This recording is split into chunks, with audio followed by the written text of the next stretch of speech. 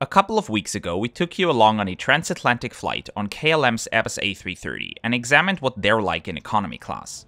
A rather mediocre experience overall, which was elevated by its fantastic crews and well-maintained planes. In today's episode of Brutally Honest, I will bring you along on a flight on their sister airline, Air France, and take a closer look at what they're like on a transatlantic flight. I'm glad you're joining me on today's trip from Toronto to Paris on Air France's A350.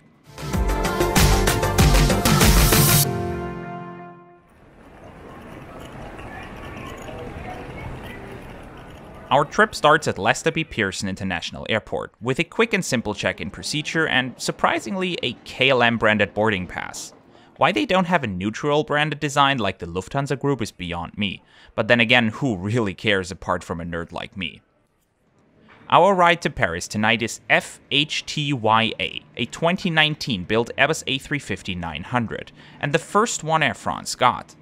Their A350 fleet has since grown to 17, with new ones being delivered every couple of weeks, replacing older Boeing 777-200s. Thank you.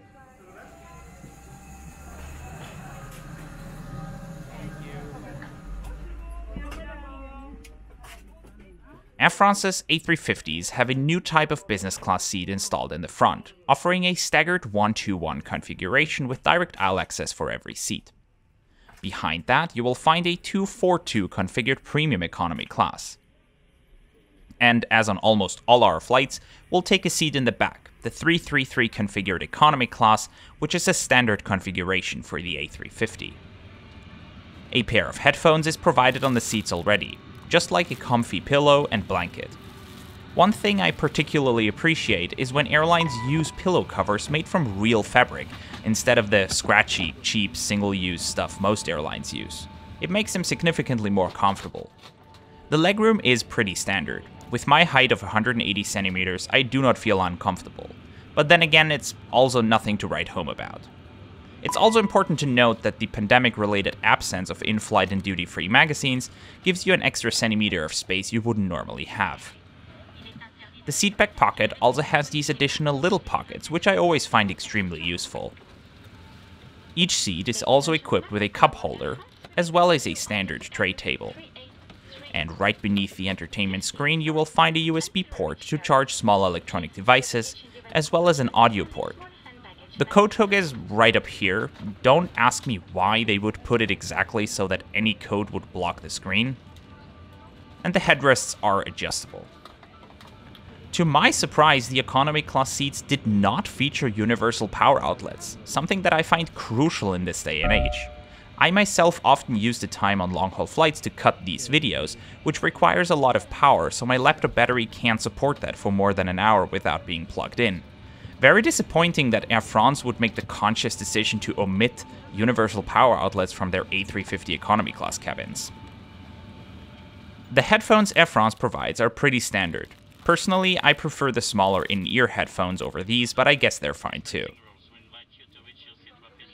Air France has one of the best safety videos of any airline right now. Just wait for the end. Please make sure your tray table and cup holder are stored and secure, your leg rests retracted, and that your seat is in the upright position. Nous vous invitons à consulter la notice de sécurité placée devant vous.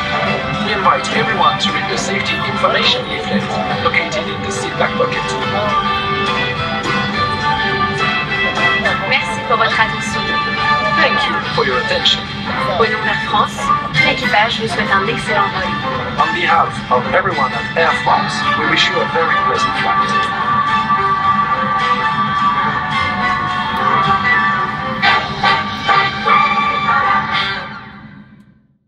How cool was that?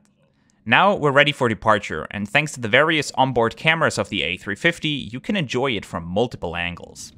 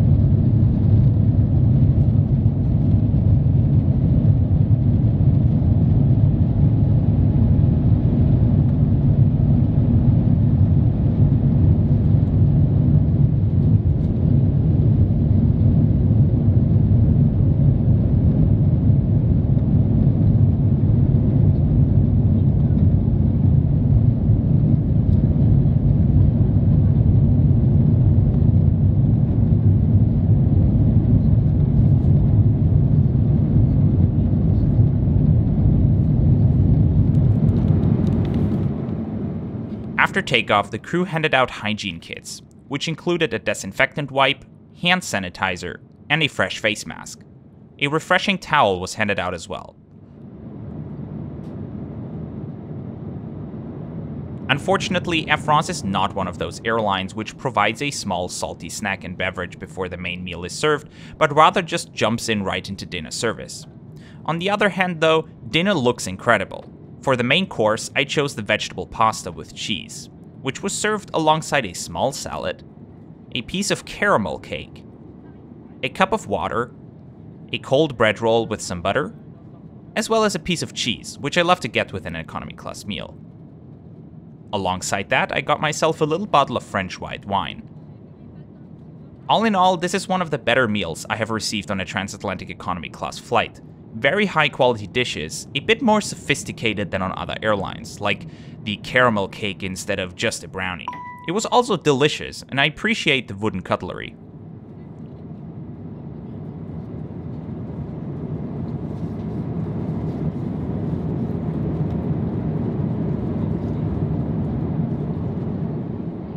After dinner, the crew offered tea or coffee, so now it's time to get cozy for a movie. Luckily, Air France's Inflight Entertainment system offers a wide variety of movies and TV shows to watch on demand.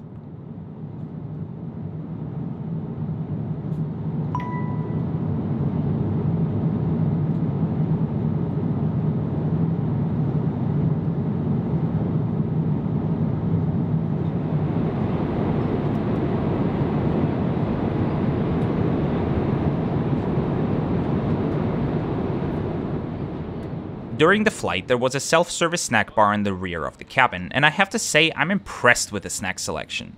These seem to be rather high-quality French treats, and I love that Air France didn't just go with a simple Kit Kat or pretzel kind of selection for snacks. So bravo Air France, this is awesome. I can never say no to French caramel candy.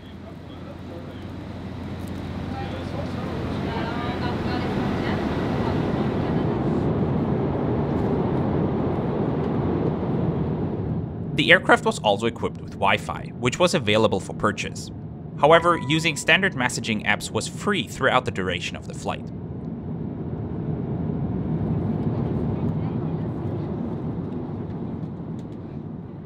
Before landing, breakfast boxes were handed out, or rather, little breakfast bags. It's this kind of presentation that makes the little difference between an airline who wants to provide a memorable experience and one that just tries to do the bare minimum. Yes, I'm looking at you, Lufthansa. The breakfast bag contained another cold bread roll, a bit of strawberry jam, some cream cheese, butter, a strawberry banana yogurt drink, and a pack of apple juice. A way how Air France could improve on this is if they would warm up the bread rolls in the oven. I've seen that on a couple of airlines already, and it makes a big difference to me. But all in all, for a breakfast box on a 7-hour flight, I really can't complain much here. After that, it was time to start our descent into Paris, and this flight, just like the KLM flight, leaves me with mixed feelings. On the one hand, it seemed like Air France genuinely wants to provide an enjoyable, somewhat French experience, which to a large extent goes through the stomach, offering high-quality meals, typical French snacks, and a little breakfast bag, actually the haute couture of breakfast bags. But then on the other hand, it seems like they forgot to get the basics right, with the missing universal power outlets or the skipped beverage and snack service before dinner. Overall though, I would say that these complaints are on a very high level, as Air France is one of my favorite airlines to fly on in Europe, and I would certainly choose to fly with them again, if only it wasn't for Charles De Gaulles Airport. First of all, the jet bridge didn't work when we arrived at the gate, and they weren't able to fix it for almost 40 minutes.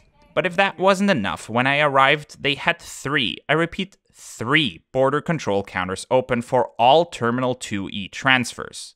I had a 1-hour 40-minute connection in CDG, and I barely made my flight.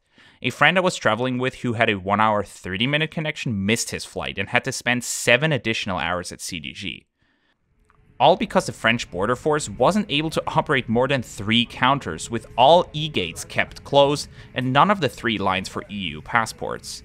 So if you choose to fly on Air France, do not attempt a transit in CDG with less than 2 hours of time, unless you are very flexible with your time.